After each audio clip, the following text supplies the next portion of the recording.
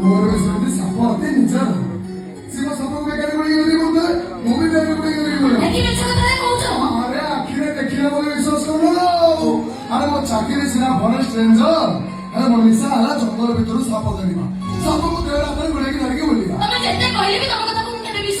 ଠିକ ଅଛି ଆଖିରେ ଦେଖିଲେ ବିଶ୍ୱାସ କରିବ ତ ଏଇଠି ଠିଆ ହେଇଥାଅ ମୁଁ ନେଇକି ଏ ଭଗବାନ ଆରେ ସାପ ସମସ୍ତଙ୍କର ଶତ୍ରୁ ହେଲେ ସାପ ହଉଛି ମୋର ମିତ୍ର କାହିଁକି ଛାଡ଼ିବନି ସାପ ବନ୍ଧୁ ମୋ ସ୍ୱାମୀକି ଖାଇ ଯାଉଛି ସାପ କାହିଁକି ତମ ବେକାରୀ କରିବି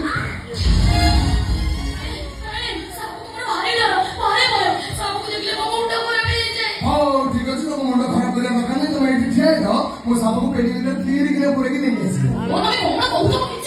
ଆରେ ସବୁ ବୁଝିପାରିବ କେବଳ ତମକୁ ଡରିବା ପାଇଁ ତମ ରୁମ୍ ଭିତରେ ନେଇକି ମୁଁ ସାପ ଛାଡ଼ିଦେବି